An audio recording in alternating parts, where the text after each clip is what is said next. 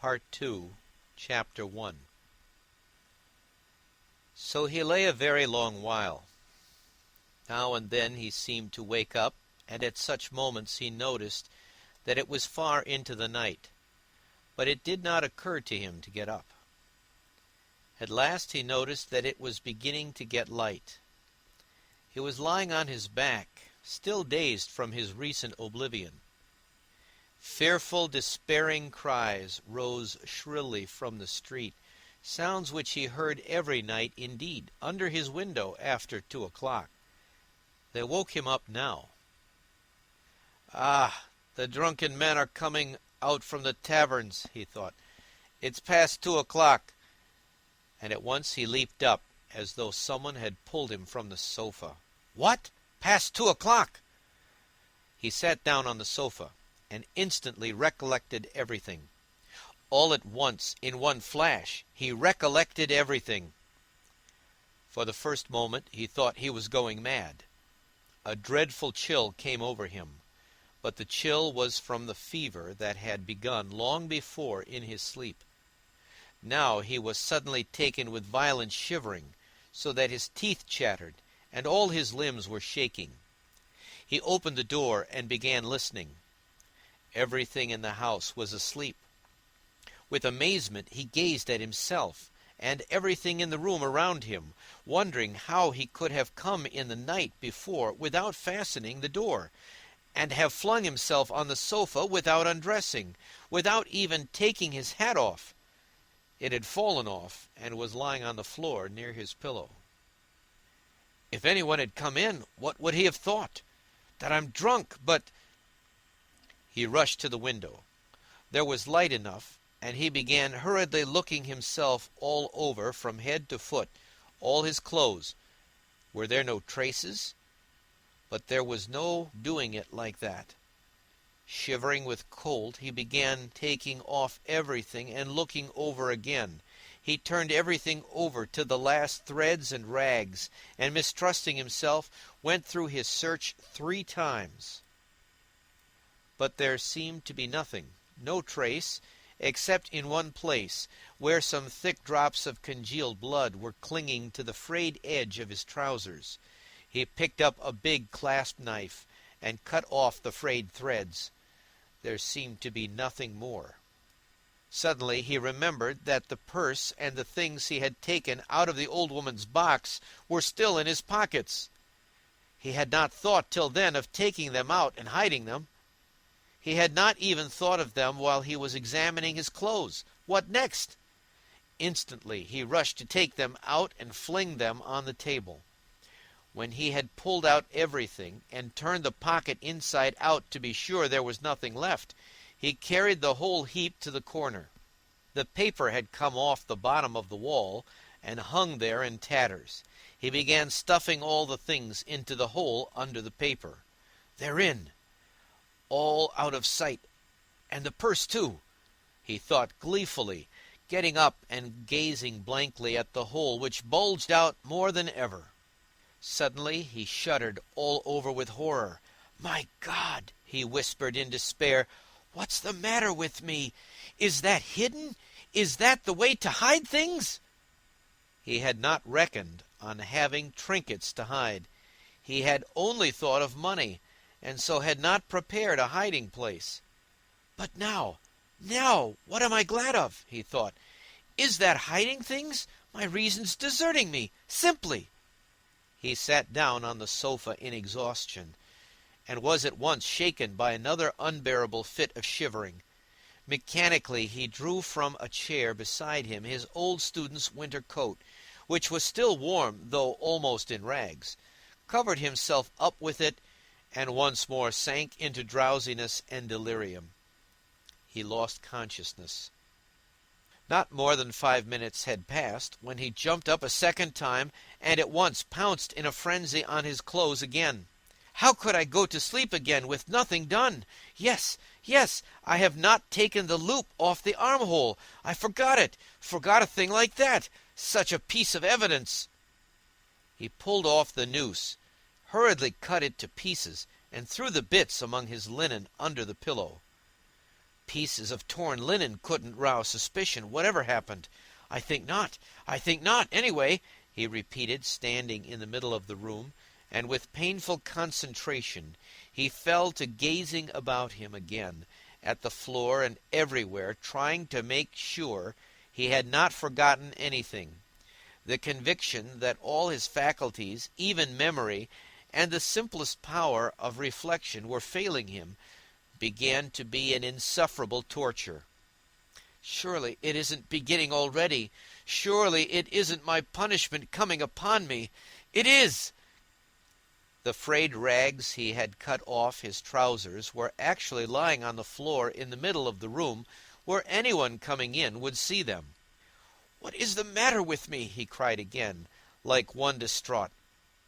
Then a strange idea entered his head, that perhaps all his clothes were covered with blood, that perhaps there were a great many stains, but that he did not see them, did not notice them, because his perceptions were failing, were going to pieces.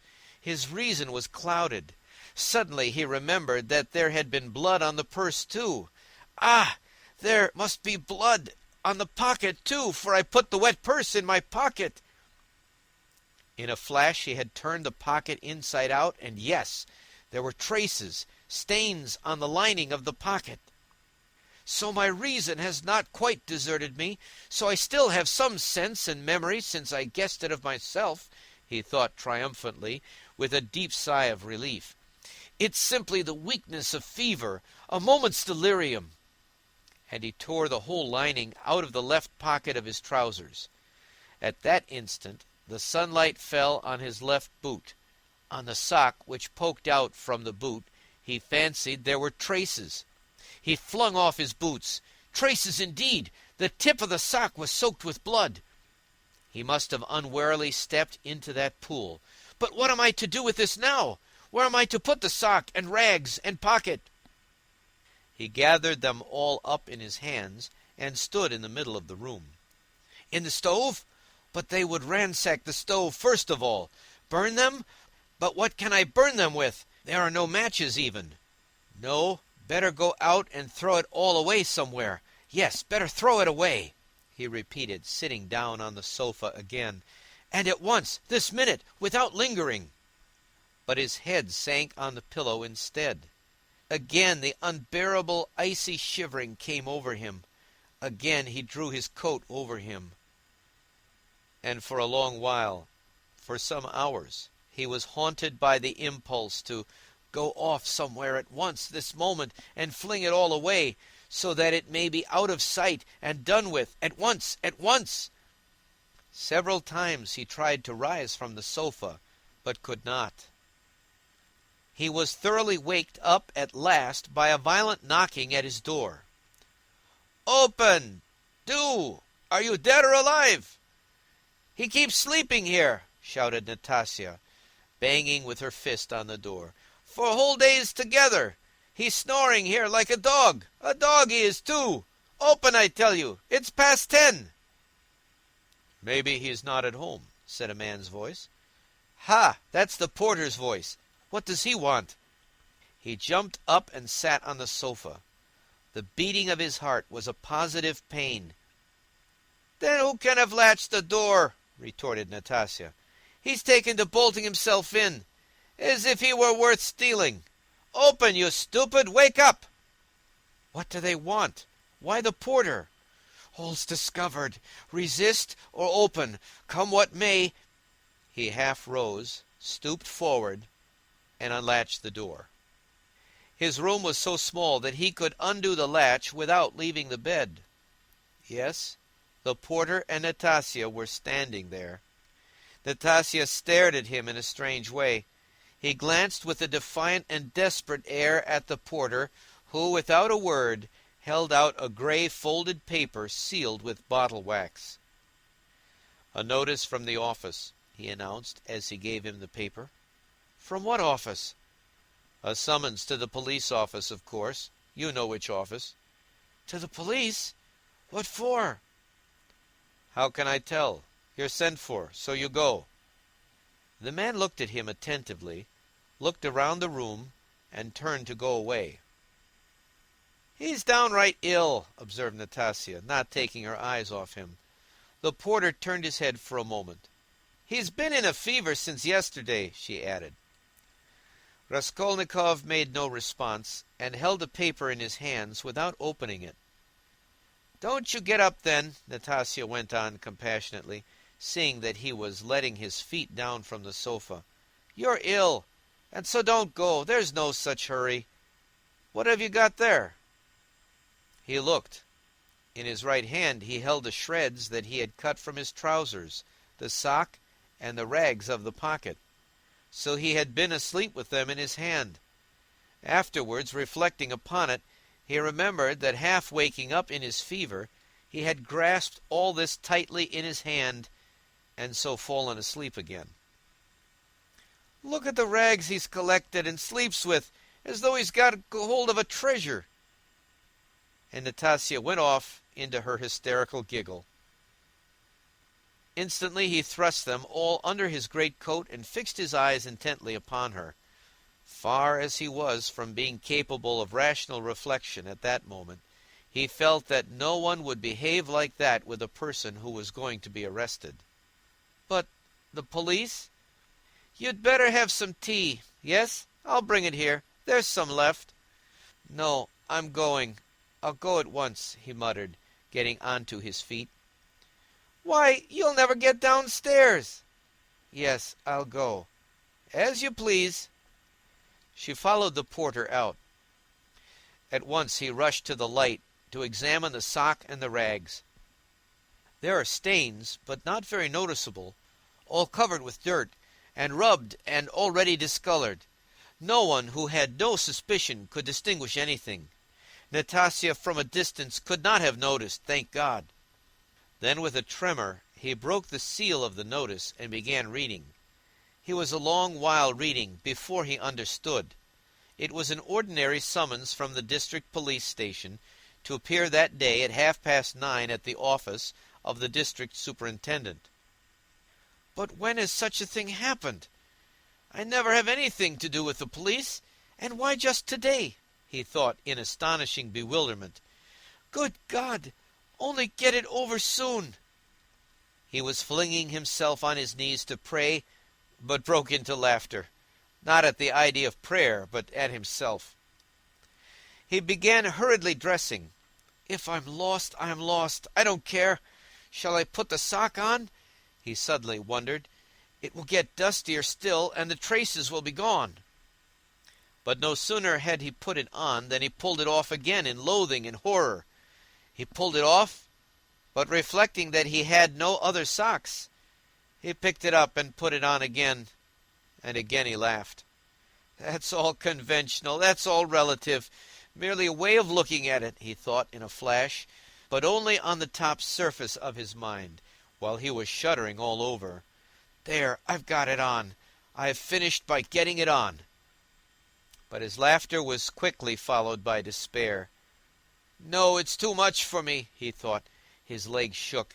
"From fear," he muttered. His head swam and ached with fever. "It's a trick. They want to decoy me there and confound me over everything," he mused, as he went out onto the stairs. "The worst of it is I'm almost light-headed. I may blurt out something stupid." On the stairs he remembered that he was leaving all the things just as they were in the hole in the wall. "And very likely it's on purpose to search when I'm out," he thought, and stopped short. But he was possessed by such despair, such cynicism of misery, if one may so call it, that with a wave of his hand he went on, "Only to get it over." In the street the heat was insufferable again. Not a drop of rain had fallen all those days. Again dust, bricks, and mortar. Again the stench from the shops and the pot-houses. Again the drunken men, the Finnish peddlers, and the half-broken-down cabs. The sun shone straight in his eyes, so that it hurt him to look out of them, and he felt his head going round, as a man in a fever is apt to feel when he comes out into the street on a bright sunny day. When he reached the turning into the street, in an agony of trepidation he looked down it, at the house, and at once averted his eyes. "If they question me, perhaps I'll simply tell," he thought, as he drew near the police station. The police station was about a quarter of a mile off. It had lately been moved to new rooms on the 4th floor of a new house. He had been once for a moment in the old office, but long ago. Turning in at the gateway, he saw on the right a flight of stairs which a peasant was mounting with a book in his hand.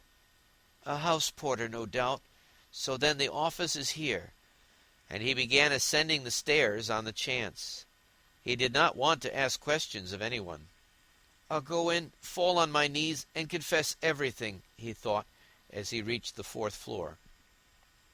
The staircase was steep, narrow, and all sloppy with dirty water. The kitchens of the flats opened onto the stairs and stood open almost the whole way, so there was a fearful smell and heat. The staircase was crowded with porters going up and down with their books under their arms, policemen, and persons of all sorts, and both sexes. The door of the office, too, stood wide open. Peasants stood waiting within. There, too, the heat was stifling, and there was a sickening smell of fresh paint and stale oil from the newly decorated rooms. After waiting a little, he decided to move forward into the next room. All the rooms were small and low-pitched. A fearful impatience drew him on and on. No one paid attention to him. In the second room some clerks sat writing, dressed hardly better than he was, and rather a queer-looking set. He went up to one of them. "What is it?" He showed the notice he had received. "You are a student?" the man asked, glancing at the notice. "Yes, formerly a student." The clerk looked at him, but without the slightest interest. He was a particularly unkempt person, with the look of a fixed idea in his eye. There would be no getting anything out of him, because he has no interest in anything, thought Raskolnikov. "Go in there to the head clerk," said the clerk, pointing towards the furthest room. He went into that room, the 4th in order. It was a small room and packed full of people, rather better dressed than in the outer rooms. Among them were 2 ladies. One, poorly dressed in mourning, sat at the table opposite the chief clerk, writing something at his dictation. The other, a very stout, buxom woman with a purplish-red blotchy face, excessively smartly dressed, with a brooch on her bosom as big as a saucer, was standing on one side, apparently waiting for something. Raskolnikov thrust his notice upon the head clerk. The latter glanced at it, said, "Wait a minute," and went on attending to the lady in mourning. He breathed more freely. It can't be that. By degrees he began to regain confidence. He kept urging himself to have courage and be calm. Some foolishness, some trifling carelessness, and I may betray myself. It's a pity there's no air here," he added. "It's stifling. It makes one's head dizzier than ever, and one's mind, too." He was conscious of a terrible inner turmoil. He was afraid of losing his self-control. He tried to catch at something and fix his mind on it, something quite irrelevant, but he could not succeed in this at all. Yet the head clerk greatly interested him. He kept hoping to see through him and guess something from his face. He was a very young man, about 22, with a dark, mobile face that looked older than his years. He was fashionably dressed and foppish, with his hair parted in the middle, well combed and pomaded, and wore a number of rings on his well-scrubbed fingers and a gold chain on his waistcoat. He said a couple of words in French to a foreigner who was in the room, and said them fairly correctly. "Louise Ivanovna, you can sit down," he said casually to the gaily dressed, purple-faced lady, who was still standing as though not venturing to sit down, though there was a chair beside her. "Ich danke," said the latter, and softly, with a rustle of silk, she sank into the chair. Her bright blue dress, trimmed with white lace, floated about the table like an air balloon, and filled almost half the room. She smelt of scent. but she was obviously embarrassed at filling half the room and smelling so strongly of scent, and though her smile was impudent as well as cringing, it betrayed evident uneasiness. The lady in mourning had done at last, and got up. All at once, with some noise, an officer walked in very jauntily, with a peculiar swing of his shoulders at each step. He tossed his cockaded cap on the table and sat down in an easy-chair. The small lady positively skipped from her seat on seeing him, and fell to curtsying in a sort of ecstasy, but the officer took not the smallest notice of her, and she did not venture to sit down again in his presence. He was the assistant superintendent. He had a reddish moustache that stood out horizontally on each side of his face, and extremely small features, expressive of nothing except a certain insolence. He looked askance and rather indignantly at Raskolnikov. He was so very badly dressed, and in spite of his humiliating position, his bearing was by no means in keeping with his clothes. Raskolnikov had unwarily fixed a very long and direct look on him, so that he felt positively affronted. "What do you want?" he shouted, apparently astonished that such a ragged fellow was not annihilated by the majesty of his glance. "I was summoned by notice," Raskolnikov faltered. "For the recovery of money due from the student," the head clerk interfered hurriedly, tearing himself from his papers. "Here," and he flung Raskolnikov a document and pointed out the place. "Read that." "Money? What money?" thought Raskolnikov. "But then, it's certainly not that." And he trembled with joy. He felt sudden, intense, indescribable relief. A load was lifted from his back. "And pray what time were you directed to appear, sir?" shouted the assistant superintendent, seeming for some unknown reason more and more aggrieved. "You are told to come at 9, and now it's 12." "The notice was only brought to me a quarter of an hour ago," Raskolnikov answered loudly over his shoulder. To his own surprise, he too grew suddenly angry, and found a certain pleasure in it. "And it's enough that I have come here ill with fever. Kindly refrain from shouting." "I'm not shouting. I'm speaking very quietly. It's you who are shouting at me. I am a student, and allow no one to shout at me."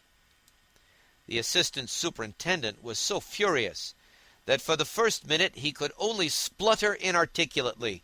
He leaped up from his seat. "Be silent! You are in a government office! Don't be impudent, sir!" "You're in a government office too," cried Raskolnikov, "and you're smoking a cigarette as well as shouting, so you are showing disrespect to all of us." He felt an indescribable satisfaction at having said this. The head clerk looked at him with a smile. The angry assistant superintendent was obviously disconcerted. "That's none of your business!" he shouted at last with unnatural loudness. "Kindly make the declaration demanded of you. Show him, Alexander Grigorovitch. There is a complaint against you. You don't pay your debts. You're a fine bird." But Raskolnikov was not listening now. He had eagerly clutched at the paper in haste to find an explanation. He read it once and a second time, and still did not understand. "What is this?" he asked the head clerk. "It is for the recovery of money on an IOU, a writ. You must either pay it with all expenses, costs, and so on, or give a written declaration when you can pay it, and at the same time an undertaking not to leave the capital without payment, and nor to sell or conceal your property. The creditor is at liberty to sell your property and proceed against you according to the law." "But I am not in debt to anyone." "That's not our business.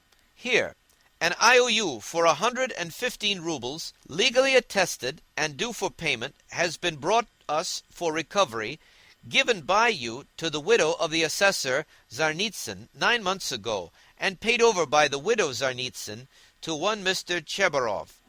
We therefore summon you hereupon." "But she is my landlady." "And what if she is your landlady?" The head clerk looked at him with a condescending smile of compassion, and at the same time with a certain triumph. as at a novice under fire for the first time, as though he would say, "Well, how do you feel now?" But what did he care now for an IOU, for a writ of recovery? Was that worth worrying about now? Was it worth attention even? He stood, he read, he listened, he answered, he even asked questions himself, but all mechanically. The triumphant sense of security, of deliverance from overwhelming danger, that was what filled his whole soul that moment, without thought for the future, without analysis, without suppositions or surmises, without doubts and without questioning. It was an instant of full, direct, purely instinctive joy. But at that very moment, something like a thunderstorm took place in the office. The assistant superintendent, still shaken by Raskolnikov's disrespect, still fuming and obviously anxious to keep up his wounded dignity, pounced on the unfortunate smart lady, who had been gazing at him ever since he came in with an exceedingly silly smile. "You shameful hussy!" he shouted suddenly at the top of his voice. The lady in mourning had left the office. "What was going on at your house last night, eh? A disgrace again! You're a scandal to the whole street! Fighting and drinking again! Do you want the house of correction? Why, I have warned you 10 times over that I would not let you off the 11th, and here you are again! Again, you! The paper fell out of Raskolnikov's hands, and he looked wildly at the smart lady who was so unceremoniously treated. But he soon saw what it meant, and at once began to find positive amusement in the scandal. He listened with pleasure, so that he longed to laugh and laugh. All his nerves were on edge. "Ilya Petrovitch," the head clerk was beginning anxiously, but stopped short, for he knew from experience that the enraged assistant could not be stopped except by force. As for the smart lady, at first she positively trembled before the storm. But strange to say, the more numerous and violent the terms of abuse became, the more amiable she looked, and the more seductive the smiles she lavished on the terrible assistant. She moved uneasily and curtsied incessantly, waiting impatiently for a chance of putting in her word, and at last she found it. "There was no sort of noise or fighting in my house, Mr. Captain," she pattered all at once, like peas dropping, speaking Russian confidently, though with a strong German accent. "And no sort of scandal, and his honor came drunk, and it's the whole truth I am telling, Mr. Captain, and I am not to blame. Mine is an honorable house, Mr. Captain, an honorable behavior, Mr. Captain, and I always dislike any scandal myself. But he came quite tipsy and asked for 3 bottles again, and then he lifted up one leg and began playing the pianoforte with one foot, and that is not at all right in an honorable house, and he ganz broke the piano, and it was very bad manners indeed, and I said so. And he took up a bottle and began hitting everyone with it. And then I called the porter, and Karl came, and he took Karl and hit him in the eye, and he hit Henrietta in the eye too, and gave me 5 slaps on the cheek.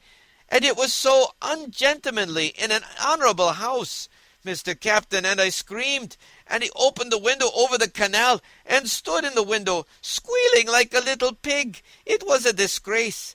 The idea of squealing like a little pig at the window into the street. Fie upon him! And Karl pulled him away from the window by his coat, and it is true, Mr. Captain, he tore sein rock. And then he shouted that man must pay him 15 rubles damages. And I did pay him, Mr. Captain, 5 rubles for sein rock. And he is an ungentlemanly visitor, and caused all the scandal. I will show you up, he said, for I can write to all the papers about you. Then he was an author. Yes, Mr. Captain. And what an ungentlemanly visitor in an honorable house. Now then, enough. I have told you already. Ilya Petrovitch, the head clerk repeated significantly. The assistant glanced rapidly at him. The head clerk slightly shook his head. So I tell you this, most respectable Louise Ivanovna, and I tell it you for the last time, the assistant went on. If there is a scandal in your honorable house once again, I will put you yourself in the lock-up, as it is called in polite society. Do you hear? So a literary man, an author, took 5 rubles for his coat-tail in an honorable house. A nice set, these authors. And he cast a contemptuous glance at Raskolnikov. There was a scandal the other day in a restaurant, too. An author had eaten his dinner and would not pay. I'll write a satire on you, says he. And there was another of them on a steamer last week. Used the most disgraceful language to the respectable family of a civil councillor, his wife and daughter. And there was one of them turned out of a confectioner's shop the other day. They are like that, authors, literary men, students, town criers. Pooh! You get along. I shall look in upon you myself one day. Then you had better be careful. Do you hear? With hurried deference, Louise Ivanovna fell to curtsying in all directions, and so curtsied herself to the door. But at the door she stumbled backwards against a good-looking officer with a fresh open face and splendid thick fair whiskers. This was the superintendent of the district himself, Nicodim Fomitch. Louise Ivanovna made haste to curtsy almost to the ground, and with mincing little steps she fluttered out of the office. Again thunder and lightning, a hurricane, said Nicodim Fomitch to Ilya Petrovitch in a civil and friendly tone. You are roused again, you are fuming again, I heard it on the stairs. Well, what then? Ilya Petrovitch drawled with a gentlemanly nonchalance, and he walked with some papers to another table, with a jaunty swing of his shoulders at each step. Here, if you will kindly look, an author or a student has been one at least, does not pay his debts, has given an IOU, won't clear out of his room, and complaints are constantly being lodged against him, and here he has been pleased to make a protest against my smoking in his presence. He behaves like a cad himself, and just look at him, please. Here's the gentleman, and very attractive he is. Poverty is not a vice, my friend, but we know you go off like powder. You can't bear a slight. I dare say you took offense at something and went too far yourself, continued Nicodim Fomitch, turning affably to Raskolnikov. But you were wrong there. He is a capital fellow, I assure you. But explosive, explosive. He gets hot, fires up, boils over, and no stopping him. Then it's all over. And at the bottom, he's a heart of gold. His nickname in the regiment was the Explosive Lieutenant. And what a regiment it was, too, cried Ilya Petrovitch, much gratified at this agreeable banter, though still sulky. Raskolnikov had a sudden desire to say something exceptionally pleasant to them all. Excuse me, Captain, he began easily, suddenly addressing Nicodim Fomitch. Will you enter into my position? I am ready to ask pardon if I have been ill-mannered. I am a poor student, sick and shattered. Shattered was the word he used, by poverty. I am not studying because I cannot keep myself now, but I shall get money. I have a mother and sister in the province of X. They will send it to me, and I will pay. My landlady is a good-hearted woman, but she is so exasperated at my having lost my lessons and not paying her for the last 4 months that she does not even send up my dinner. And I don't understand this IOU at all. She is asking me to pay her on this IOU. How am I to pay her? Judge for yourselves. But that is not our business, you know, the head clerk was observing. Yes, I perfectly agree with you, but allow me to explain. Raskolnikov put in again, still addressing Nicodim Fomitch, but trying his best to address Ilya Petrovitch also, though the latter persistently appeared to be rummaging among his papers and to be contemptuously oblivious of him. Allow me to explain that I have been living with her for nearly 3 years, and at first, for why should I not confess it? At the very beginning I promised to marry her daughter. It was a verbal promise, freely given. She was a girl. Indeed, I liked her, though I was not in love with her. A youthful affair, in fact. That is, I mean to say that my landlady gave me credit freely in those days, and I led a life of... I was very heedless. Nobody asks you for these personal details, sir. We've no time to waste, Ilya Petrovitch interposed roughly and with a note of triumph. But Raskolnikov stopped him hotly, though he suddenly found it exceedingly difficult to speak. But excuse me, it is for me to explain how it all happened. In my turn, though I agree with you, it is unnecessary. But a year ago the girl died of typhus. I remained lodging there as before, and when my landlady moved into her present quarters, she said to me, and in a friendly way, that she had complete trust in me, but still, would I not give her an IOU for 115 rubles, all the debt I owed her? She said if only I gave her that, she would trust me again as much as I liked, and that she would never, those were her own words, make use of that IOU till I could pay of myself. And now, when I have lost my lessons and have nothing to eat, she takes action against me. What am I to say to that? All these affecting details are no business of ours, Ilya Petrovitch interrupted rudely. You must give a written undertaking, but as for your love affairs and all these tragic events, we have nothing to do with that. Come now, you are harsh, muttered Nicodim Fomitch, sitting down at the table and also beginning to write. He looked a little ashamed. Write, said the head clerk to Raskolnikov. Write what? The latter asked gruffly. I will dictate to you. Raskolnikov fancied that the head clerk treated him more casually and contemptuously after his speech, but strange to say, he suddenly felt completely indifferent to anyone's opinion, and this revulsion took place in a flash, in one instant. If he had cared to think a little, he would have been amazed indeed that he could have talked to them like that a minute before, forcing his feelings upon them. And where had those feelings come from? Now, if the whole room had been filled not with police officers, but with those nearest and dearest to him, he would not have found one human word for them, so empty was his heart. A gloomy sensation of agonizing, everlasting solitude and remoteness took conscious form in his soul. It was not the meanness of his sentimental effusions before Ilya Petrovitch, nor the meanness of the latter's triumph over him that had caused this sudden revulsion in his heart. Oh, what had he to do now with his own baseness, with all these petty vanities, officers, German women, debts, police offices? If he had been sentenced to be burnt at that moment, he would not have stirred, would hardly have heard the sentence to the end. Something was happening to him entirely new, sudden and unknown.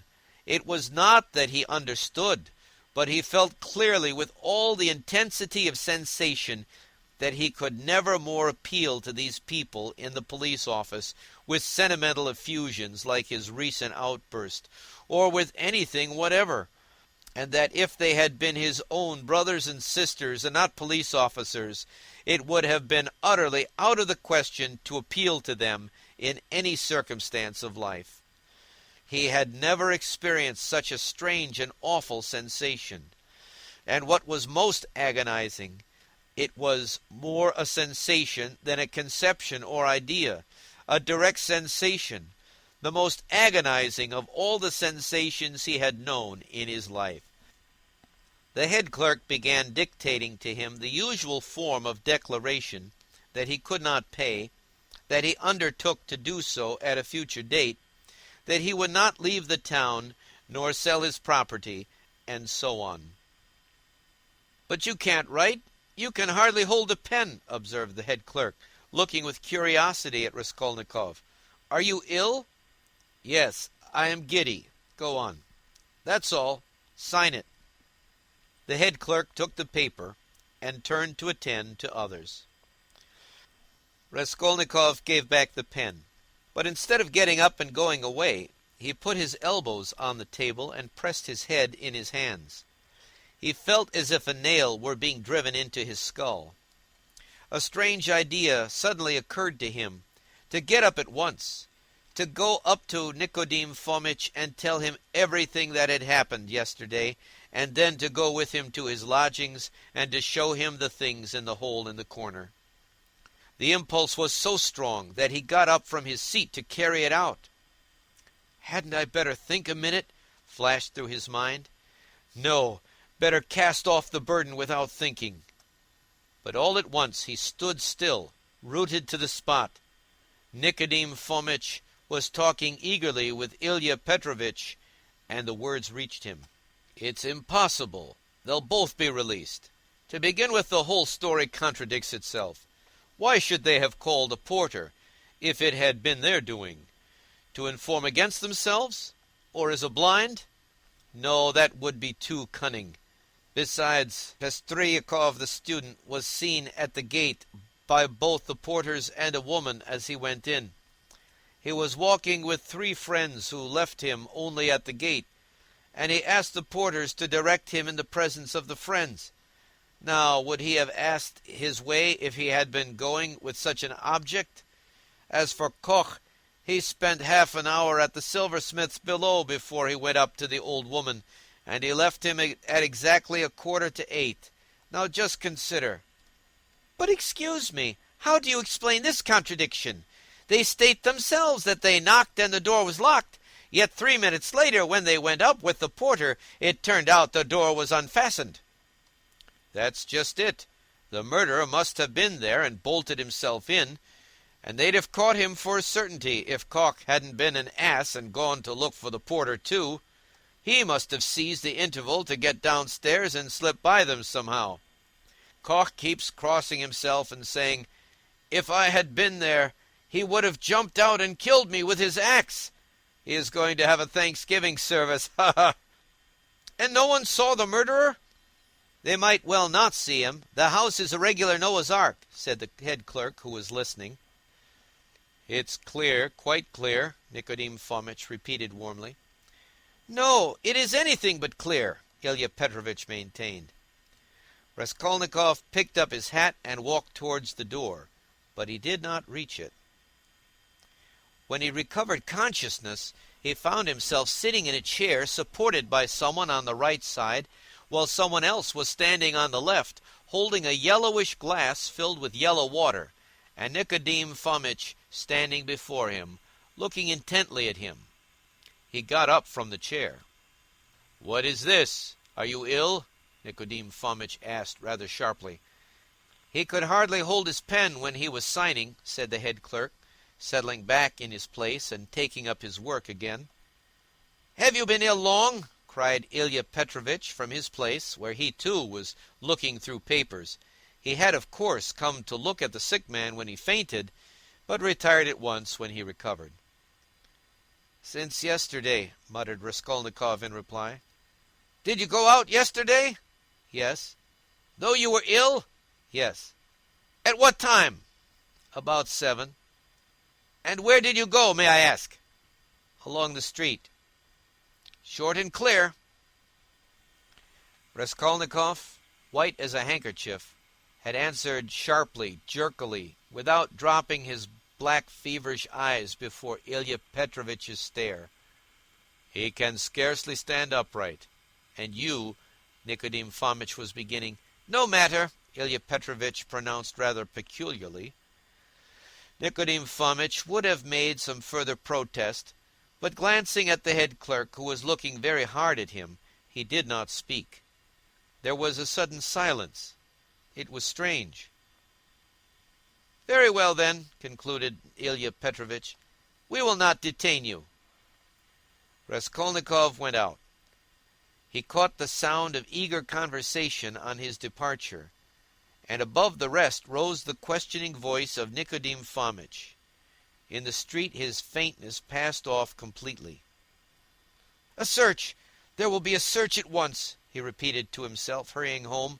"The brutes, they suspect." His former terror mastered him completely again.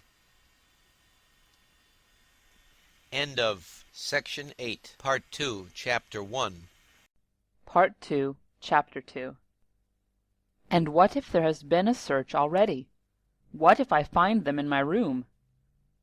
But here was his room, nothing and no one in it. No one had peeped in. Even Nastasia had not touched it. By heavens, how could he have left all those things in the hole? He rushed to the corner, slipped his hand under the paper, pulled the things out, and lined his pockets with them. There were 8 articles in all, 2 little boxes with earrings or something of the sort, he hardly looked to see, then 4 small leather cases. There was a chain, too, merely wrapped in newspaper, and something else in newspaper that looked like a decoration.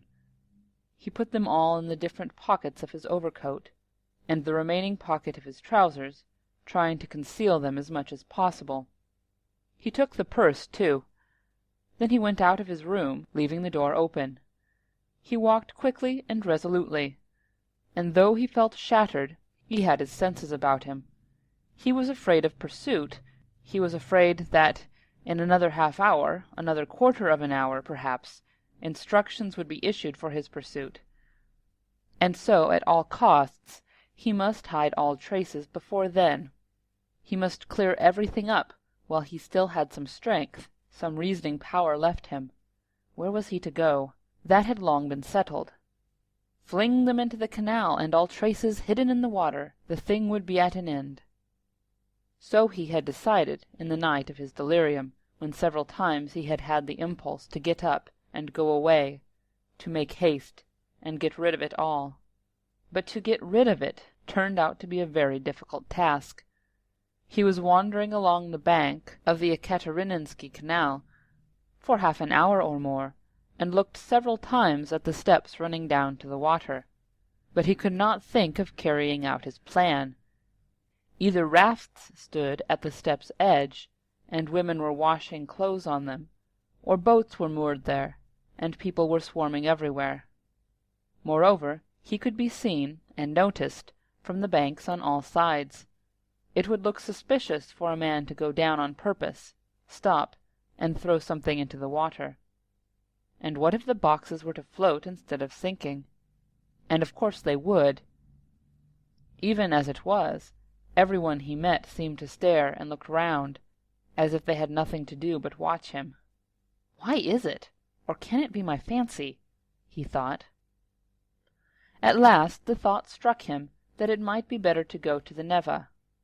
There were not so many people there. He would be less observed, and it would be more convenient in every way. Above all, it was further off. He wondered how he could have been wandering for a good half-hour, worried and anxious in this dangerous past, without thinking of it before. And that half-hour he had lost over an irrational plan, simply because he had thought of it in delirium. He had become extremely absent and forgetful, and he was aware of it. He certainly must make haste. He struck out towards the Neva along V Prospect, but on the way another idea struck him. Why the Neva? Would it not be better to go somewhere far off? To the islands again, and there hide the things in some solitary place, in a wood or under a bush, and mark the spot, perhaps? And though he felt incapable of clear judgment, the idea seemed to him a sound one. But he was not determined to go there, for coming out of V Prospect toward the square, he saw on the left a passage leading between 2 blank walls to a courtyard. On the right hand, the blank, unwhitewashed wall of a 4-storied house stretched far into the court. On the left, a wooden hoarding ran parallel with it for 20 paces into the court, and then turned sharply to the left. Here was a deserted, fenced-off place where rubbish of different sorts was lying. At the end of the court, the corner of a low, smutty, stone shed, apparently part of some workshop, peeped from behind the hoarding. It was probably a carriage-builder's or carpenter's shed. The whole place from the entrance was black with coal dust. Here would be a place to throw it, he thought. Not seeing anyone in the yard, he slipped in, and at once saw near the gate a sink, such as is often put in yards where there are many workmen or cab-drivers, and on the hoarding above had been scribbled in chalk the time-honored witticism, "Standing here strictly forbidden." This was all the better, for there would be nothing suspicious about his going in. Here I could throw it all in a heap and get away. Looking round once more, with his hand already in his pocket, he noticed against the outer wall, between the entrance and the sink, a big unhewn stone, weighing perhaps 60 pounds. The other side of the wall was a street. He could hear passers-by, always numerous in that part, but he could not be seen from the entrance, unless someone came in from the street, which might well happen indeed, so there was need of haste. He bent down over the stone, seized the top of it firmly in both hands, and using all his strength turned it over. Under the stone was a small hollow in the ground, and immediately he emptied his pocket into it. The purse lay at the top, and yet the hollow was not filled up. Then he seized the stone again, and with one twist turned it back, so that it was in the same position again, though it stood a very little higher. But he scraped the earth about it, and pressed it at the edges with his foot. Nothing could be noticed. Then he went out, and turned into the square. Again an intense, almost unbearable joy overwhelmed him for an instant, as it had in the police office. "I have buried my tracks, and who can think of looking under that stone? It has been lying there most likely ever since the house was built, and will lie as many years more. And if it were found, who would think of me? It is all over. No clue." And he laughed. Yes, he remembered that he began laughing a thin, nervous, noiseless laugh, and went on laughing all the time he was crossing the square. But when he reached the Quai Boulevard, where 2 days before he had come upon that girl, his laughter suddenly ceased. Other ideas crept into his mind. He felt all at once that it would be loathsome to pass that seat on which, after the girl was gone, he had sat and pondered, and that it would be hateful, too, to meet that whiskered policeman to whom he had given 20 kopecks. Damn him! He walked, looking about him angrily and distractedly. All his ideas now seemed to be circling round some single point, and he felt that there really was such a point, and that now he was left facing that point, and for the first time, indeed, during the last 2 months. "Damn it all," he thought suddenly, in a fit of ungovernable fury. "If it has begun, then it has begun. Hang the new life! Good Lord, how stupid it is! And what lies I told today! How despicably I fawned upon that wretched Ilya Petrovitch! And that is all folly! What do I care for them all, and my fawning upon them? It is not that at all. It is not that at all." Suddenly he stopped. A new, utterly unexpected, and exceedingly simple question perplexed and bitterly confounded him. If it all has really been done deliberately, and not idiotically, if I really had a certain and definite object, how is it I did not even glance into the purse, and don't know what I had there, for which I have undergone these agonies, and have deliberately undertaken this base, filthy, degrading business? And here I wanted at once to throw into the water the purse, together with all the things which I had not seen either. How is that? Yes, that was so. That was all so. Yet he had known it all before, and it was not a new question for him. Even when it was decided in the night, without hesitation and consideration, as though so it must be, as though it could not possibly be otherwise. Yes, he had known it all, and understood it all.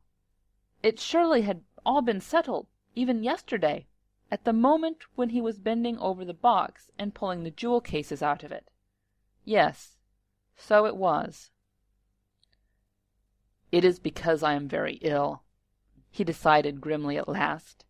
"I have been worrying and fretting myself, and I don't know what I am doing. Yesterday, and the day before yesterday, and all this time I have been worrying myself. I shall get well, and I shall not worry. But what if I don't get well at all? Good God, how sick I am of it all!" He walked on without resting. He had a terrible longing for some distraction, but he did not know what to do, what to attempt. A new, overwhelming sensation was gaining more and more mastery over him every moment. This was an immeasurable, almost physical repulsion for everything surrounding him, an obstinate, malignant feeling of hatred. All who met him were loathsome to him. He loathed their faces, their movements, their gestures. If anyone had addressed him, he felt that he might have spat at him or bitten him. He stopped suddenly on coming out on the bank of the little Neva, near the bridge to Vasilyevsky Ostrov. "Why, he lives here, in that house!" he thought. "Why, I have not come to Razumihin of my own accord. Here it's the same thing over again. Very interesting to know, though. Have I come on purpose, or have I simply walked here by chance? Never mind. I said the day before yesterday that I would go and see him the day after. Well, and so I will. Besides, I really cannot go further now." He went up to Razumihin's room on the 5th floor. The latter was at home in his garret, busily writing at the moment, and he opened the door himself.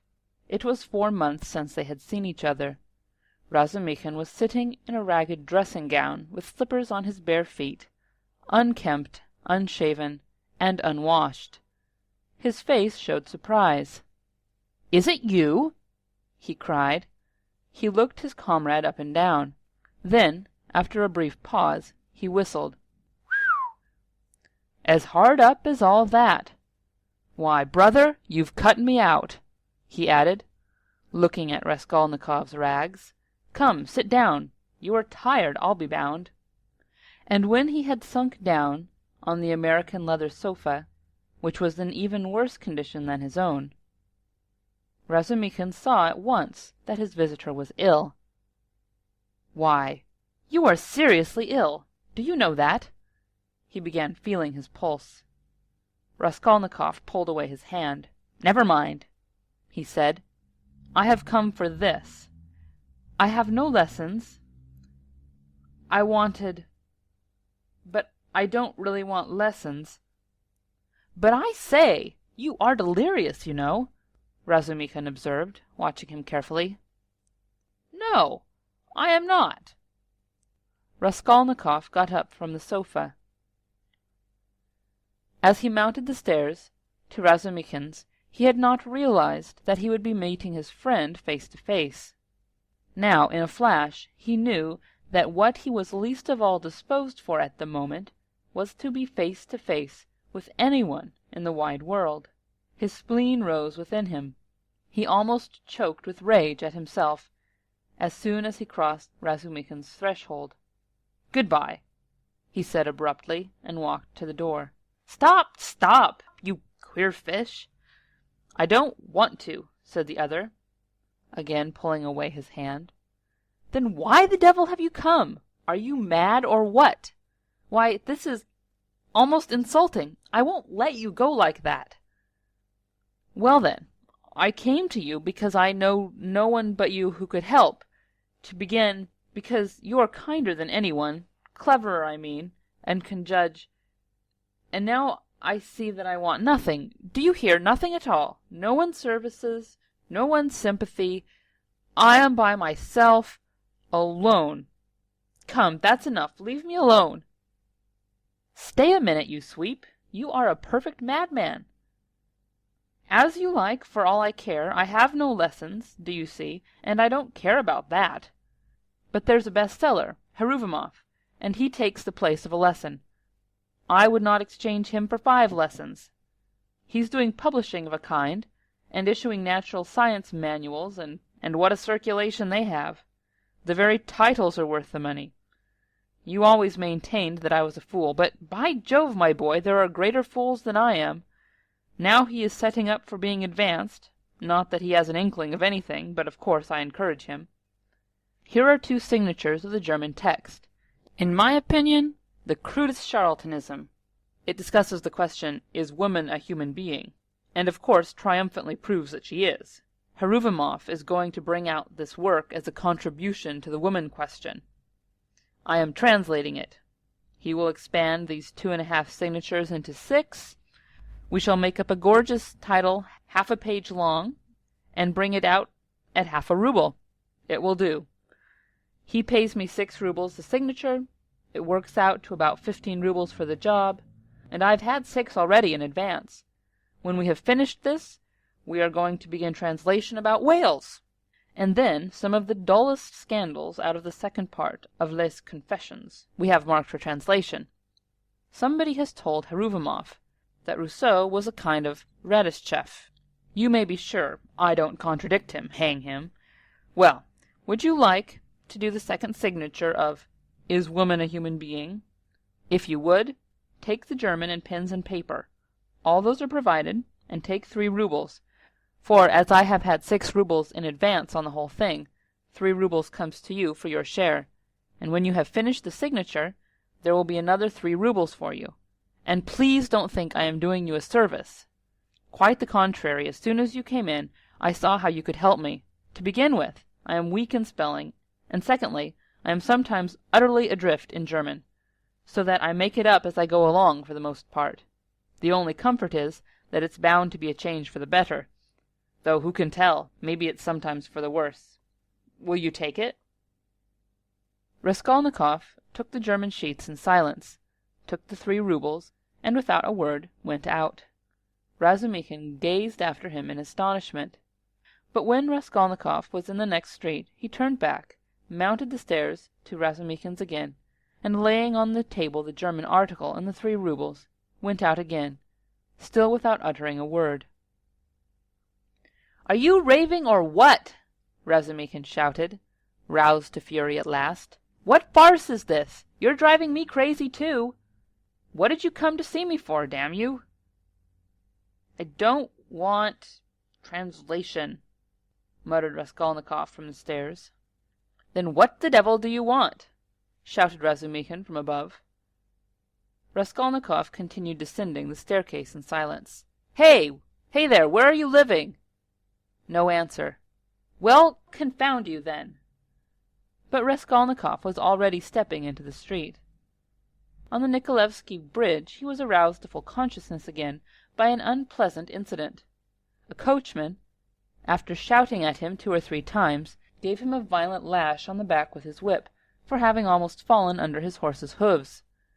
The lash so infuriated him that he dashed away to the railing. For some unknown reason he had been walking in the very middle of the bridge in the traffic. He angrily clenched and ground his teeth. He heard laughter, of course. Serves him right. A pickpocket, I dare say. Pretending to be drunk, for sure, and getting under the wheels on purpose, and you have to answer for him. It's a regular profession, that's what it is. But while he stood at the railing, still looking angry and bewildered after the retreating carriage, and rubbing his back, he suddenly felt someone thrust money into his hand. He looked. It was an elderly woman in a kerchief and goatskin shoes, with a girl, probably her daughter, wearing a hat and carrying a green parasol. "Take it, my good man, in Christ's name." He took it, and they passed on. It was a piece of 20 kopecks. From his dress and appearance, they might well have taken him for a beggar asking alms in the street, and the gift of 20 kopecks he doubtless owed to the blow, which made them feel sorry for him. He closed his hand on the 20 kopecks, and walked on for 10 paces, and turned facing the Neva, looking toward the palace. The sky was without a cloud, and the water was almost bright blue, which is so rare in the Neva. The cupola of the cathedral, which is seen at its best from the bridge about 20 paces from the chapel, glittered in the sunlight, and in the pure air every ornament on it could be clearly distinguished. The pain from the lash went off, and Raskolnikov forgot about it. One uneasy and not quite definite idea occupied him now completely. He stood still, and gazed long and intently into the distance. This spot was especially familiar to him. When he was attending the university, he had hundreds of times, generally on his way home, stood still on this spot, gazed at this truly magnificent spectacle, and almost always marveled at a vague and mysterious emotion it roused in him. It left him strangely cold. This gorgeous picture was for him blank and lifeless. He wondered every time at his sombre and enigmatic impression, and mistrusting himself, put off finding the explanation of it. He vividly recalled those old doubts and perplexities, and it seemed to him that it was no mere chance that he recalled them now. It struck him as strange and grotesque that he should have stopped at the same spot as before, as though he actually imagined he could think the same thoughts, be interested in the same theories and pictures that had interested him so short a time ago. He felt it almost amusing, and yet it wrung his heart. Deep down, hidden far away out of sight, all that seemed to him now. All his old past, his old thoughts, his old problems and theories, his old impressions, and that picture, and himself, and all. He felt as though he were flying upwards, and everything were vanishing from his sight. Making an unconscious movement with his hand, he suddenly became aware of the piece of money in his fist. He opened his hand, stared at the coin, and with a sweep of his arm flung it into the water. Then he turned and went home. It seemed to him he had cut himself off from everyone and from everything at that moment. Evening was coming on when he reached home, so that he must have been walking about 6 hours. How and where he came back he did not remember. Undressing and quivering like an overdriven horse, he lay down on the sofa, drew his greatcoat about him, and at once sank into oblivion. It was dusk when he was waked up by a fearful scream. Good God, what a scream! Such unnatural sounds, such howling, wailing, grinding, tears, blows, and curses he had never heard. He could never have imagined such brutality, such frenzy. In terror, he sat up in bed, almost swooning with agony. But the fighting, wailing, and cursing grew louder and louder, and then, to his intense amazement, he caught the voice of his landlady. She was howling, shrieking, and wailing, rapidly, hurriedly, incoherently, so that he could not make out what she was talking about. She was beseeching, no doubt, not to be beaten, for she was being mercilessly beaten on the stairs. The voice of her assailant was so horrible from spite and rage that it was almost a croak. But he too was saying something, and just as quickly and indistinctly, hurrying and spluttering. All at once Raskolnikov trembled. He recognized the voice. It was the voice of Ilya Petrovitch. Ilya Petrovitch here, and beating the landlady? He is kicking her, banging her head against the steps, that's clear. That can be told from the sounds, from the cries and the thuds. How is it? Is the world topsy-turvy? He could hear people running in crowds from all the stories and all the staircases. He heard voices, exclamations, knocking, doors banging. But why? Why? How could it be? He repeated, thinking seriously that he had gone mad. But no, he heard too distinctly. And they would come to him then next. For no doubt it's all about that, about yesterday, good God! He would have fastened his door with the latch, but he could not lift his hand. Besides, it would be useless. Terror gripped his heart like ice, tortured him and numbed him. But at last all this uproar, after continuing about 10 minutes, began gradually to subside. The landlady was moaning and groaning. Ilya Petrovitch was still uttering threats and curses. But at last he, too, seemed to be silent, and now he could not be heard. Can he have gone away? Good Lord! Yes, and now the landlady is going too, still weeping and moaning, and then her door slammed. Now the crowd was going from the stairs to their rooms, exclaiming, disputing, calling to one another, raising their voices to a shout, dropping them to a whisper. There must have been numbers of them. Almost all the inmates of the block. But good God, how could this be? And why? Why had he come here?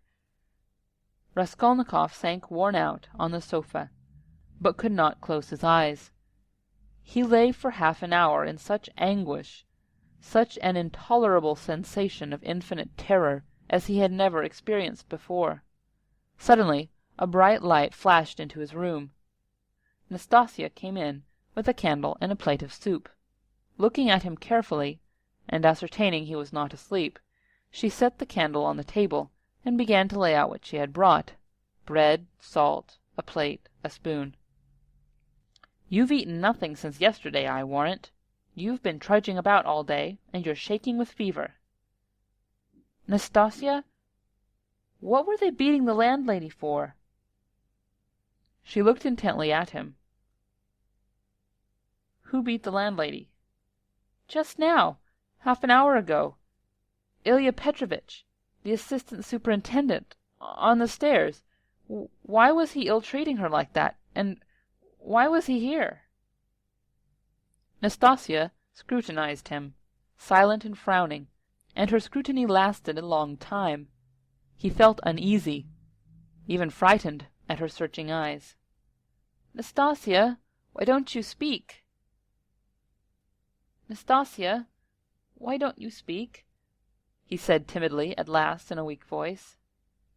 "It's the blood," she answered at last, softly, as though speaking to herself. "Blood?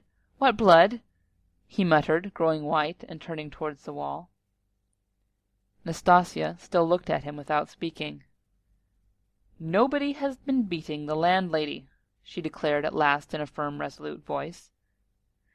He gazed at her, hardly able to breathe. "I heard it myself. I was not asleep.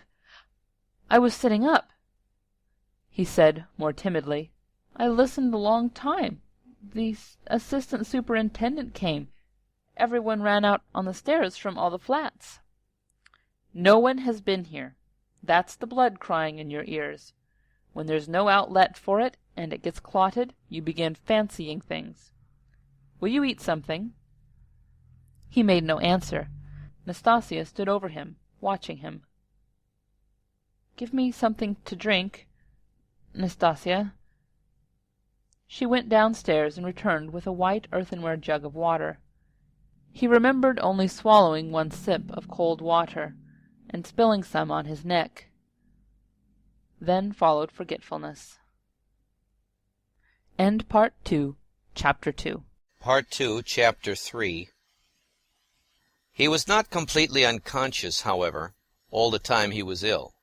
He was in a feverish state, sometimes delirious, sometimes half-conscious.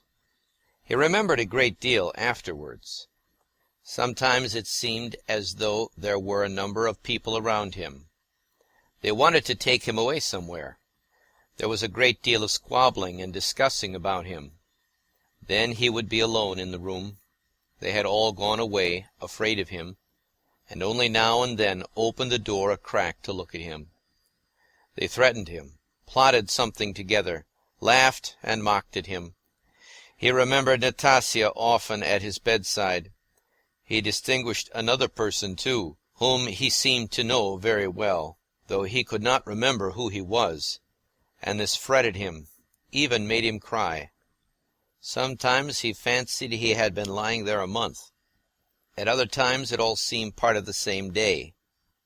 But of that he had no recollection, and yet every minute he felt that he had forgotten something he ought to remember. He worried and tormented himself, trying to remember, moaned, flew into a rage, or sank into awful, intolerable terror. Then he struggled to get up, would have run away, but someone always prevented him by force, and he sank back into impotence and forgetfulness. At last he returned to complete consciousness. It happened at 10 o'clock in the morning. On fine days the sun shone into the room at that hour, throwing a streak of light on the right wall and the corner near the door. Nastasia was standing beside him with another person, a complete stranger, who was looking at him very inquisitively. He was a young man with a beard, wearing a full, short-waisted coat, and looked like a messenger. The landlady was peeping in at the half-open door. Raskolnikov sat up. "Who is this, Nastasia?" he asked, pointing to the young man. "I say, he's himself again," she said. "He is himself," echoed the man. Concluding that he had returned to his senses, the landlady closed the door and disappeared. She was always shy and dreaded conversations or discussions. She was a woman of 40, not at all bad-looking, fat and buxom, with black eyes and eyebrows, good-natured from fatness and laziness, and absurdly bashful. "Who are you?" he went on, addressing the man.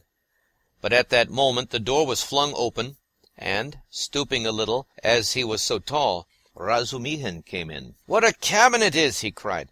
"I am always knocking my head. You call this a lodging? So you are conscious, brother. I've just heard the news from Pashenka." "He has just come to," said Nastasia. "Just come to," echoed the man again, with a smile. "And who are you?" Razumihin asked, suddenly addressing him. "My name is Vrazumihin, at your service. Not Razumihin, as I am always called, but Vrazumihin, a student and gentleman. And he is my friend. And who are you?" "I am the messenger from our office, from the merchant Shelopeyev, and I've come on business." "Please sit down." Razumihin seated himself on the other side of the table. "It's a good thing you've come too, brother," he went on to Raskolnikov. "For the last 4 days you have scarcely eaten or drunk anything. We had to give you tea in spoonfuls. I brought Zosimov to see you twice. You remember Zosimov. He examined you carefully, and said at once it was nothing serious. Something seemed to have gone to your head. Some nervous nonsense, the result of bad feeling. He says you have not had enough beer and radish, but it's nothing much. It will pass, and you'll be all right. Zosimov is a first-rate fellow. He is making quite a name. Come, I won't keep you," he said, addressing the man again. "Will you explain what you want?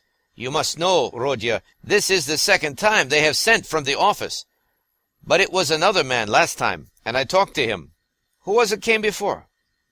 "That was the day before yesterday, I venture to say, if you please, sir. That was Alexei Semyonovitch. He is in our office, too." "He was more intelligent than you, don't you think so?" "Yes, indeed, sir, he is of more weight than I am." "Quite so. Go on." "At your mamma's request, through Afanasy Ivanovitch Varushin, of whom I presume you have heard more than once, a remittance is sent to you from our office," the man began, addressing Raskolnikov. "If you are in an intelligible condition, I have 35 rubles to remit to you. As Semyon Semyonovitch has received from Afanasy Ivanovitch at your mamma's request instructions to that effect, as on previous occasions. Do you know him, sir?" "Yes, I remember Varushin," Raskolnikov said dreamily. "You hear, he knows Varushin," cried Razumihin. "He is an intelligible condition, and I see you are an intelligent man too. Well, it's always pleasant to hear words of wisdom." "That's the gentleman, Varushin, Afanasy Ivanovitch. And at the request of your mamma, who has sent you a remittance once before in the same manner through him, he did not refuse this time also, and sent instructions to Semyon Semyonovitch some days since to hand you 35 rubles in the hope of better to come." "That hoping for better to come is the best thing you've said, though your mamma is not bad either. Come then, what do you say? Is he fully conscious, eh?" "That's all right, if only he can sign this little paper." "He can scrawl his name. Have you got the book?" "Yes, here's the book." "Give it to me. Here, Rodya, sit up. I'll hold you. Take the pen and scribble Raskolnikov for him. For just now, brother, money is sweeter to us than treacle." "I don't want it," said Raskolnikov, pushing the pen away. "Not want it? I won't sign it. How the devil can you do without signing it? I don't want the money. Don't want the money?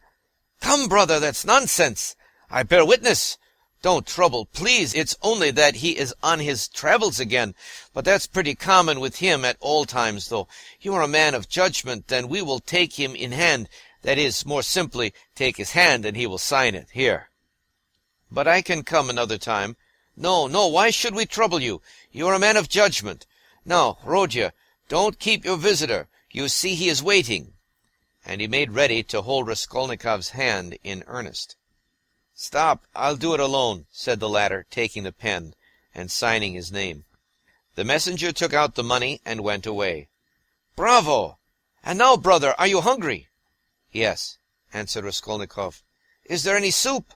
Some of yesterday's, answered Natasya, who was still standing there. With potatoes and rice in it? Yes.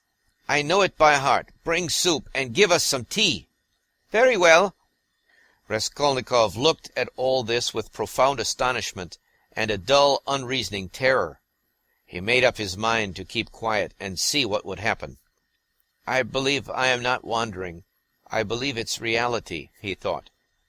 In a couple of minutes Natasya returned with the soup and announced that the tea would be ready directly. With the soup she brought 2 spoons, 2 plates, salt, pepper, mustard for the beef, and so on.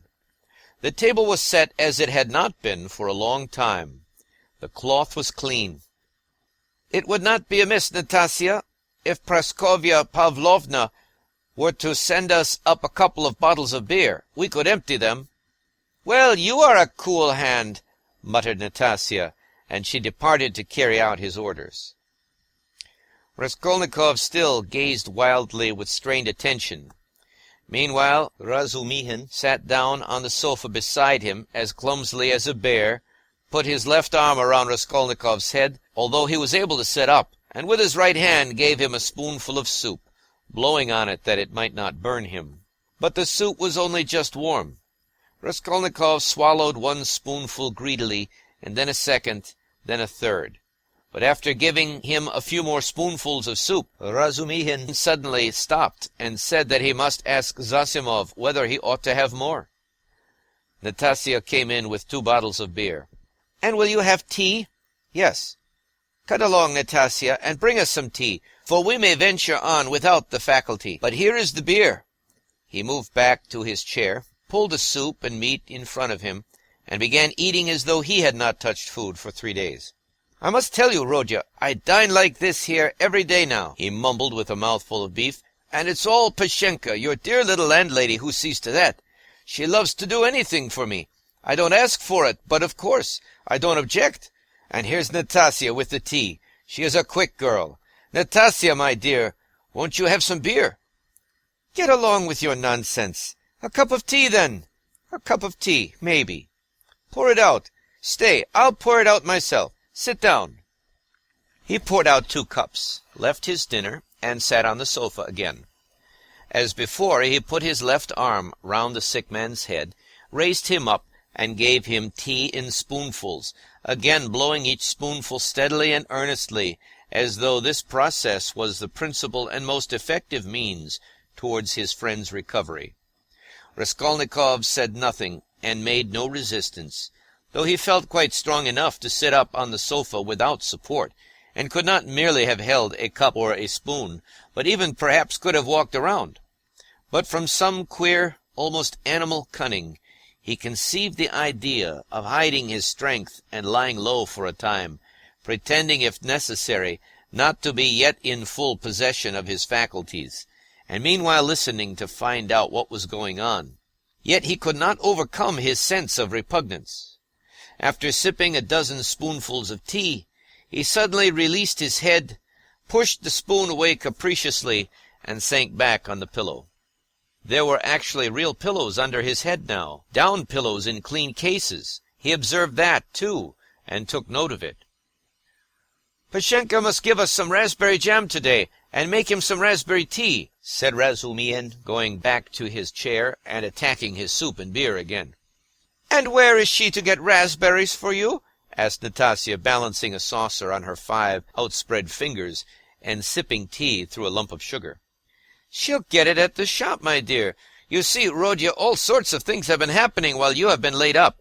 When you decamped in that rascally way without leaving your address, I felt so angry that I resolved to find you out and punish you. I set to work that very day. How I ran about making inquiries for you. This lodging of yours I had forgotten, though I never remembered it, indeed, because I did not know it. And as for your old lodgings, I could only remember it was at the Five Corners, Harlamov's house.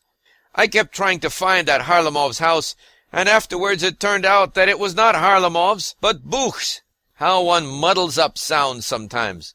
So I lost my temper, and I went on the chance to the address bureau next day, and only fancy, in 2 minutes they looked you up.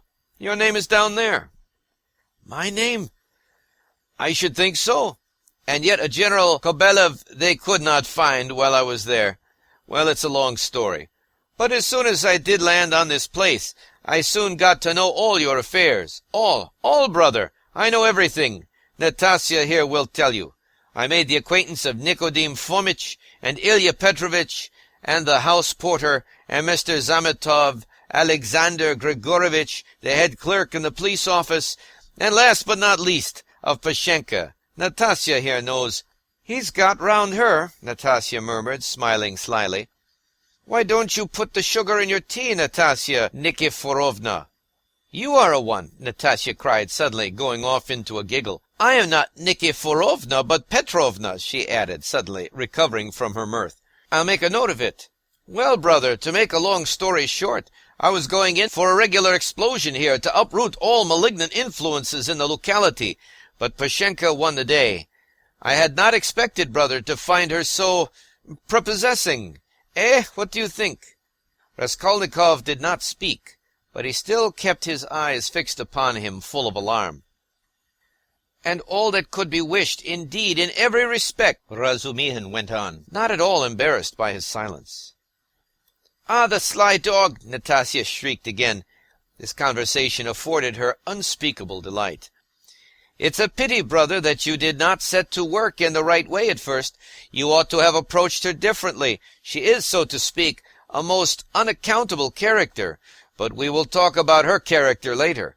How could you let things come to such a pass that she gave up sending you your dinner? And that IOU! You must have been mad to sign an IOU. And that promise of marriage when her daughter, Natalia Yegorovna, was alive? I know all about it. But I see that's a delicate matter, and I am an ass. Forgive me.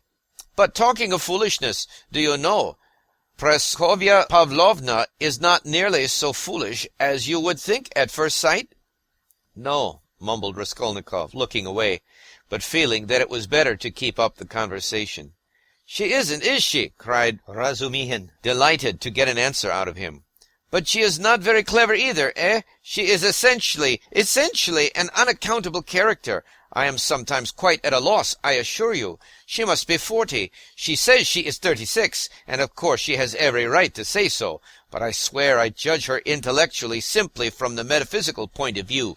There is a sort of symbolism sprung up between us, a sort of algebra or what not. I don't understand it. Well, that's all nonsense.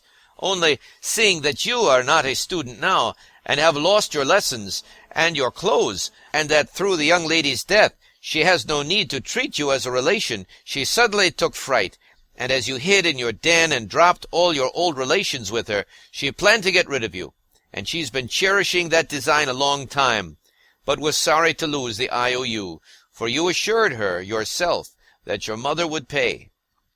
It was a lie of me to say that. My mother herself is almost a beggar, and I told a lie to keep my lodging and be fed," Raskolnikov said loudly and distinctly. "Yes, you did very sensibly, but the worst of it is that at that point Mr. Chebarov turns up, a businessman. Pashenka would never have thought of doing anything on her own account. She is too retiring. But the businessman is by no means retiring, and first thing he puts the question, is there any hope of realizing the IOU? Answer, there is, because he has a mother who would save Volodya with her 125 rubles pension if she had to starve herself, and a sister too, who would go into bondage for his sake. That's what he was building upon. Why do you start? I know all the ins and outs of your affairs now, my dear boy. It's not for nothing that you were so open with Pashenka when you were her prospective son-in-law, and I say all this as a friend. But I tell you what it is. An honest and sensitive man is open, and a businessman listens and goes on eating you up. Well, then she gave the IOU by way of payment to this Chebarov, and without hesitation he made formal demand for payment. When I heard of all this, I wanted to blow him up too, to clear my conscience. But by that time harmony reigned between me and Pashenka, and I insisted upon stopping the whole affair, engaging that you would pay. I went security for you, brother. Do you understand? We called Chebarov, flung him 10 rubles, and got the IOU back from him, and here I have the honor of presenting it to you. She trusts your word now. Here, take it. You see, I have torn it. Razumihin put the note on the table.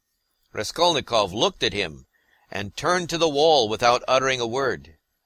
Even Razumihin felt a twinge. I see, brother, he said a moment later, that I have been playing the fool again.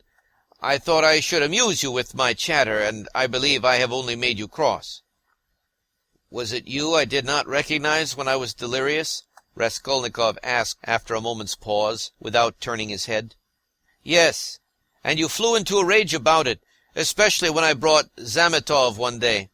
Zametov, the head clerk? What for? Raskolnikov turned around quickly and fixed his eyes on Razumihin. What's the matter with you? What are you upset about? He wanted to make your acquaintance because I talked to him a lot about you. How could I have found out so much except from him? He is a capital fellow, brother, first rate, in his own way, of course. Now we are friends, see each other almost every day. I have moved into this part, you know. I have only just moved. I've been with him to Louise Ivanovna once or twice. Do you remember Louise Ivanovna?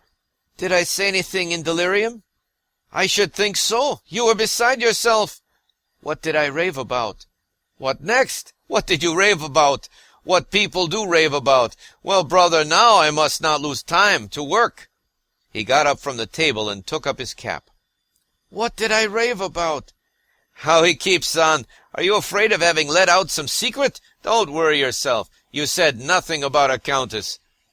But you said a lot about a bulldog, and about earrings and chains, and about Krestovsky Island, and some porter, and Nikodim Fomich, and Ilya Petrovich, the assistant superintendent. And another thing that was of special interest to you was your own sock. You whined, "Give me my sock!" Zametov hunted all about your room for your socks, and with his own scented ring-bedecked fingers he gave you the rag. And only then were you comforted, and for the next 24 hours you held a wretched thing in your hand. We could not get it from you. It is most likely somewhere under your quilt at this moment. And then you asked so piteously for fringe from your trousers. We tried to find out what sort of fringe, but we could not make it out. Now to business. Here are 35 rubles. I take 10 of them, and shall give you an account of them in an hour or two. I will let Zosimov know at the same time, though he ought to have been here long ago, for it is nearly 12. And you, Natasya, look in pretty often while I am away, to see whether he wants a drink or anything else, and I will tell Pashenka what is wanted myself. Goodbye. He calls her Pashenka. Ah, he's a deep one, said Natasya, as he went out. Then she opened the door and stood listening, but could not resist running downstairs after him. She was very eager to hear what he would say to the landlady. She was evidently quite fascinated by Razumihin. No sooner had she left the room than the sick man flung off the bedclothes and leaped out of bed like a madman.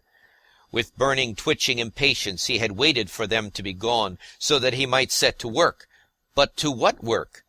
Now, as though to spite him, it eluded him. Good God! Only tell me one thing. Do they know of it yet or not? What if they know it, and are only pretending, mocking me while I am laid up, and then they will come in and tell me that it's been discovered long ago, and that they have only... What am I to do now? That's what I've forgotten, as though on purpose, forgotten it all at once. I remembered a minute ago. He stood in the middle of the room, and gazed in miserable bewilderment about him. He walked to the door, opened it, listened, but that was not what he wanted. Suddenly, as though recalling something, he rushed to the corner where there was a hole under the paper, began examining it, put his hand into the hole, fumbled, but that was not it. He went to the stove, opened it, and began rummaging in the ashes. The frayed edges of his trousers and the rags cut off his pocket were lying there just as he had thrown them. No one had looked then.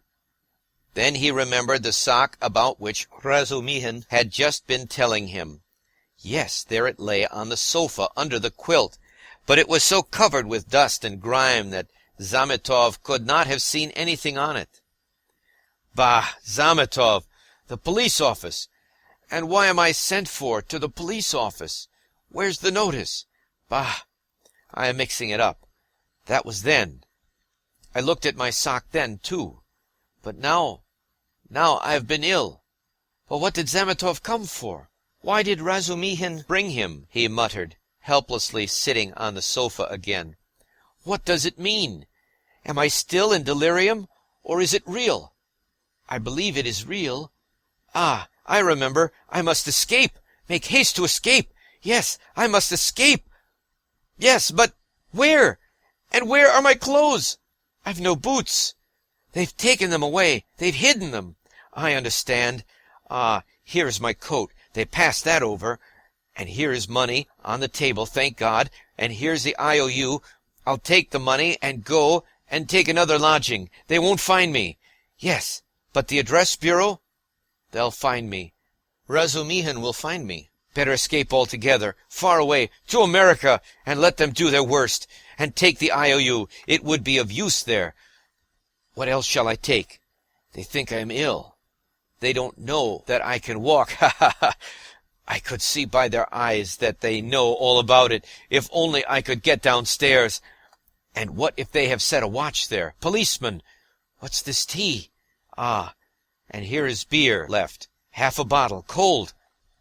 He snatched up the bottle, which still contained a glassful of beer, and gulped it down with relish, as though quenching a flame in his breast. But in another minute the beer had gone to his head, and a faint and even pleasant shiver ran down his spine. He lay down and pulled the quilt over him. His sick and incoherent thoughts grew more and more disconnected, and soon a light, pleasant drowsiness came upon him.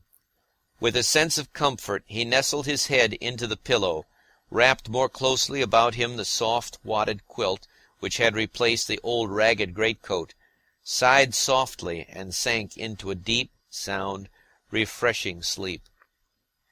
He woke up hearing someone come in. He opened his eyes and saw Ransomr standing in the doorway, uncertain whether to come in or not. Raskolnikov sat up quickly on the sofa and gazed at him, as though trying to recall something. Ah, you are not asleep. Here I am. Natasya, bring in the parcel, Ransomr shouted down the stairs. You shall have the account directly. What time is it? Asked Raskolnikov, looking around uneasily. Yes, you had a fine sleep, brother. It's almost evening. It will be 6 o'clock directly. You have slept more than 6 hours. Good heavens, have I? And why not? It will do you good. What's the hurry? A tryst, is it? We've all time before us. I've been waiting for the last 3 hours for you. I've been up twice and found you asleep. I've called on Zosimov twice, not at home, only fancy. But no matter, he will turn up. And I've been out on my own business, too. You know I've been moving today, moving with my uncle. I have an uncle living with me now, but that's no matter. To business. Give me the parcel, Natasya. We'll open it directly. And how do you feel now, brother? I am quite well. I'm not ill. Ransomr, have you been here long? I tell you, I've been waiting for the last 3 hours. No, before. How do you mean? How long have you been coming here? Why, I told you about it this morning. Don't you remember? Raskolnikov pondered. The morning seemed like a dream to him. He could not remember alone, and looked inquiringly at Ransomr. Said the latter. He has forgotten. I fancied then that you were not quite yourself. Now you are better for your sleep. You really look much better. First rate. Well, to business. Look here, dear boy. He began untying the bundle, which evidently interested him. "Believe me, brother, this is something specially near my heart, for we must make a man of you. Let's begin from the top. Do you see this cap?" he said, taking out of the bundle a fairly good, though cheap and ordinary cap. "Let me try it on." "Presently, afterwards," said Raskolnikov, waving it off pettishly. "Come on, Rodya, my boy, don't oppose it. Afterwards will be too late, and I shan't sleep all night, for I bought it by guess, without measure." "Just right," he cried triumphantly, finning it on. "Just your size. A proper head covering is the first thing in dress, and a recommendation in its own way. Tolstoyakov, a friend of mine, is always obliged to take off his pudding basin when he goes into any public place where other people wear their hats or caps.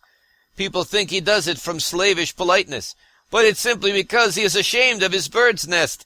He is such a boastful fellow. Look, Natasya, here are two specimens of headgear.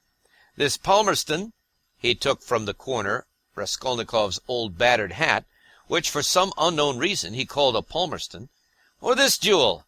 Guess the price, Rodya. What do you suppose I paid for it? Natasya," he said, turning to her, seeing that Raskolnikov did not speak. 20 kopecks, no more, I dare say," answered Natasya. 20 kopecks, silly," he cried, offended. "Why, nowadays you would cost more than that, 80 kopecks, and that only because it has been worn. And it's bought on condition that when it's worn out they will give you another next year. Yes, on my word. Well, now let us pass to the United States of America, as they call them at school. I assure you, I am proud of these breeches." And he exhibited to Raskolnikov a pair of light summer trousers of grey woolen material. No holes, no spots, and quite respectable, although a little worn. And a waistcoat to match, quite in the fashion. And its being worn really is an improvement. It's softer, smoother. You see, Rodya, to my thinking, the great thing for getting on in the world is always to keep to the seasons. If you don't insist on having asparagus in January, you keep your money in your purse. And it's the same with this purchase. It's summer now, so I've been buying summer things.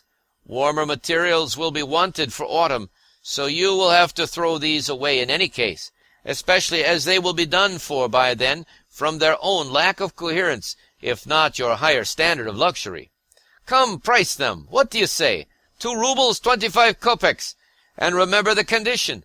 If you wear these out, you will have another suit for nothing. They only do business on that system at Fedyev's. If you've bought a thing once, you are satisfied for life, or you will never go there again of your own free will. Now for the boots. What do you say? You see that they are a bit worn, but they'll last a couple of months, for it's foreign work and foreign leather. The secretary of the English embassy sold them last week. He had only worn them 6 days, but he was very short of cash. Price, 1.5 rubles. A bargain. But perhaps they won't fit, observed Natasya. Not fit, just look. And he pulled out of his pocket Raskolnikov's old broken boot, stiffly coated with dry mud. I did not go empty-handed. They took the size from this monster. We all did our best. And as to your linen, your landlady has seen to that. Here, to begin with, are 3 shirts, hempen but with a fashionable front. Well, now then, 80 kopecks the cap, 2 rubles 25 kopecks the suit, together 3 rubles 5 kopecks, 1.5 rubles for the boots, for you see, they are very good. And that makes 4 rubles 55 kopecks. 5 rubles for the underclothes. They were bought in the low, which makes exactly 9 rubles 55 kopecks. 45 kopecks change in coppers. Will you take it? And so, Rodya, you are set up with a complete new rig-out, for your overcoat will serve and even has a style of its own. That comes from getting one's clothes from Sharmer's. As for your socks and other things, I will leave them to you. We've 25 rubles left. And as for Pashenka, and paying for your lodging, don't you worry. I tell you she'll trust you for anything. And now, brother, let me change your linen, for I dare say you will throw off your illness with your shirt. Let me be. I don't want to. Raskolnikov waved him off. He had listened with disgust to Razumian's efforts to be playful about his purchases. Come, brother, don't tell me I've been trudging around for nothing, Razumihin insisted. Natasya, don't be bashful, but help me, that's it. And in spite of Raskolnikov's resistance, he changed his linen. The latter sank back on the pillows, and for a minute or two said nothing. It will be long before I get rid of them, he thought. What money was all that bought with? He asked at last, gazing at the wall. Money? Why, your own. What the messenger brought from Vorushin, your mother sent it. Have you forgotten that too? I remember now, said Raskolnikov after a long, sullen silence. Razumihin looked at him, frowning and uneasy. The door opened, and a tall, stout man, whose appearance seemed familiar to Raskolnikov, came in. End of Section 10.